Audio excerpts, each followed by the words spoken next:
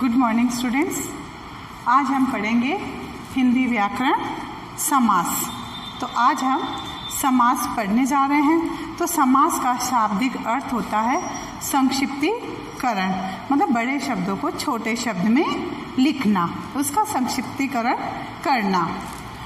शब्दों का निर्माण अनेक तरीकों से होता है।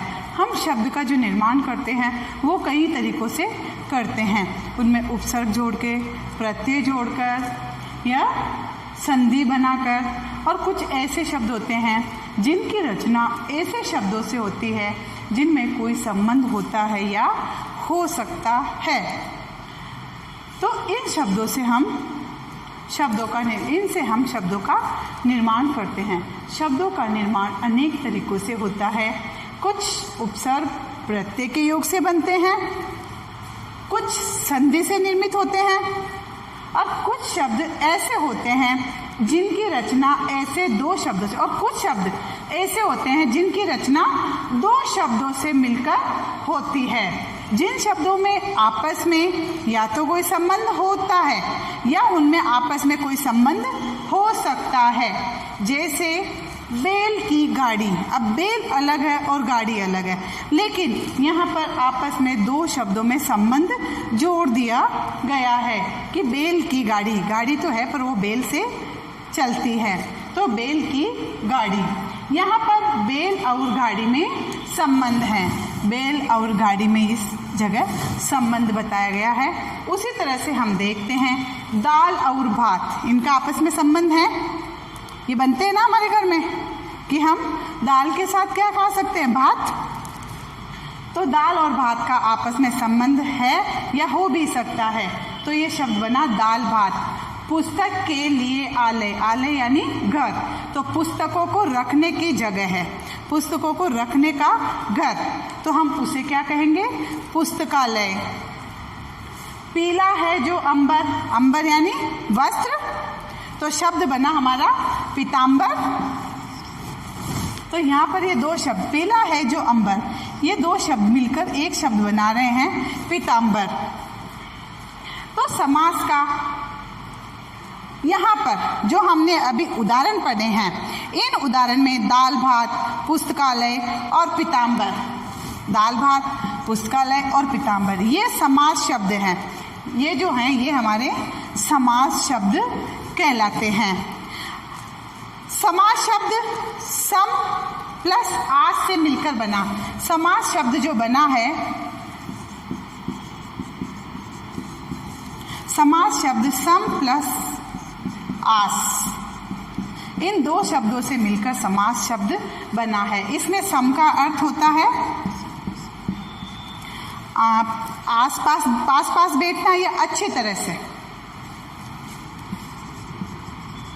अच्छी तरह से या परस्पर,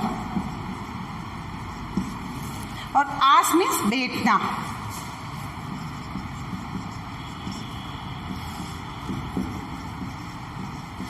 यानी कि दो शब्दों को पास पास में रखना। तो समास शब्द जो है दो शब्दों से मिलकर बना, सम प्लस आस। सम का मतलब होता है अच्छी तरह से या परस्पर, और आस शब्द का अर्थ होता है बैठना, अर्थात शब्दों को अच्छी तरह से पास पास बैठाना, शब्दों को अच्छी तरह से एक दूसरे के साथ जमाना। तो दूसरे शब्दों में संक्षिप्त करने की विधि को समास कहते हैं। परिभाषा, दो या दो से अधिक शब्दों से मिलकर बने हुए सार्थक और संक्षिप्त शब्द को समास कहते हैं। दो शब्द या दो से अधिक शब्द, इनके मिलकर बने हुए सार्थक शब्द, इनसे मिलकर दो या दो से अधिक शब्दों से मिलकर बने हुए सार्थक शब्द, यहाँ पर जोड़ डालिए आप सार्थक, जिसका कोई न कोई अर्थ निकलता हो।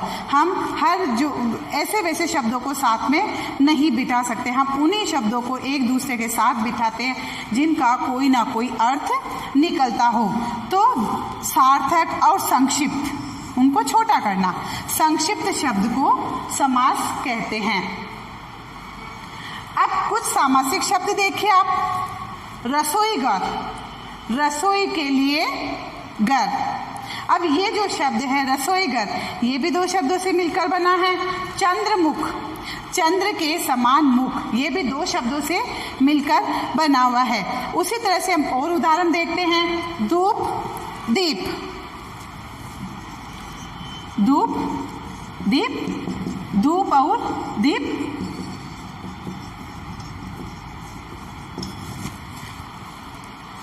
नीलकंठ, नीला है कंठ जिसका अर्थात शिव, तो ये सभी दो शब्दों से मिलकर बने हुए शब्द हैं।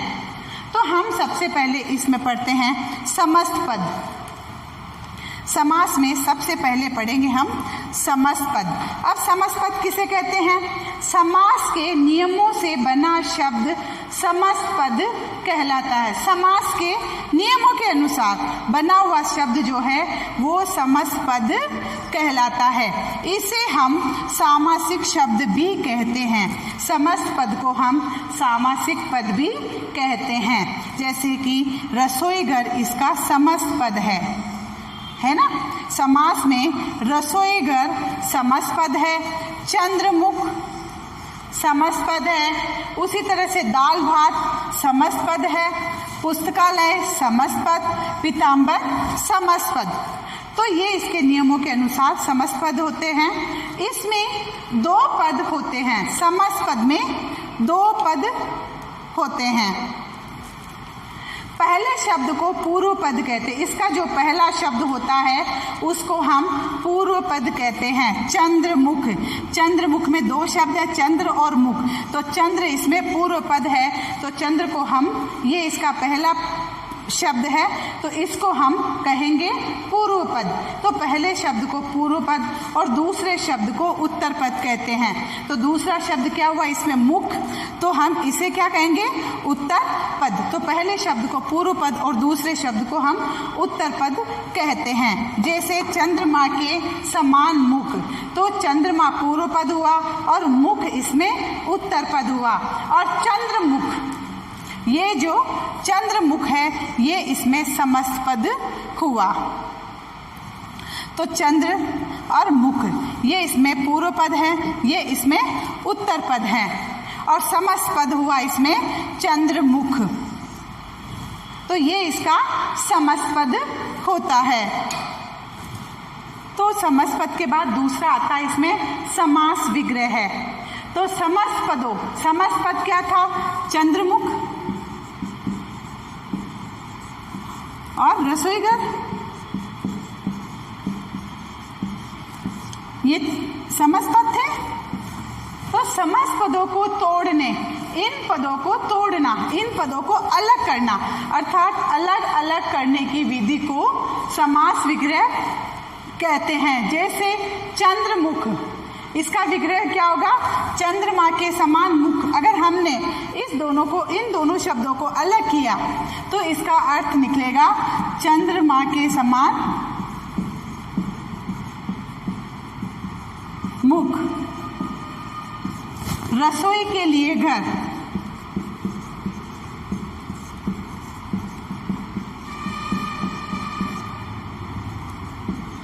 तो ये हो गया इसका समास विग्रह है।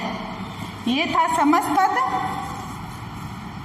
चंद्रमुख, रसोईघर, ये तो था समस्त पद। लेकिन चंद्रमा के समान मुख समास विग्रह हो गया, रसोई के लिए घर समास हो गया। समस्त पदों को अलग करने की जो प्रक्रिया होती है वही समास विग्रह कहलाती हैं। आइए देखते हैं अब हम समास के भेद। तो सबसे पहले हम देखेंगे समास के भेद। समास के 6 भेद होते हैं। समास के कुल 6 भेद हैं। अव्ययी भाव समास, नंबर 2 तत्पुरुष समास, नंबर 3 कर्मधारय समास, नंबर 4 द्विगु समास, नंबर 5 द्वंद्व समास और नंबर 6 बहुव्रीहि समास। तो यह है समास के। तो बच्चों हम सबसे पहले पढ़ते हैं अव्ययी भाव समास की अव्ययी भाव समास। अब हम पढ़ते हैं अव्ययी भाव समास। अव्ययी भाव समास, अव्ययी भाव समास क्या है? जिस समास का पूर्व पद, पूर्व पद आप समझते हैं, पहला पद अव्यय प्रधान हो, मतलब मुख्य हो, प्रधान हो, जो कार्य करे वो पहला पद करता है, और उत्तर पद संज्ञा या विशेषण हो, मतलब पहला पद तो इसमें मुख्य या प्रधान हो और दूसरा पद उसमें संज्ञा या विशेषण, उत्तर पद जिसे हम कहेंगे वो संज्ञा या विशेषण हो, तथा समस्त पद क्रिया विशेषण का काम करे। और उसका जो समस्त पद है वो किसका काम करे? क्रिया विशेषण का काम, जो क्रिया की विशेषता बताते हैं। तो समस्त पद उसका क्रिया विशेषण का काम करे, उसे अव्ययभाव समास कहते हैं। तो बच्चों आपके समझ में आ गया कि इसमें पूर्व पद जो है वो तो मुख्य या प्रधान होता है और दूसरा पद उत्तर पद जो है संज्ञा और विशेषण होता है, क्रिया विशेषण का काम करता है, वहाँ पर अव्ययभाव समास होता है।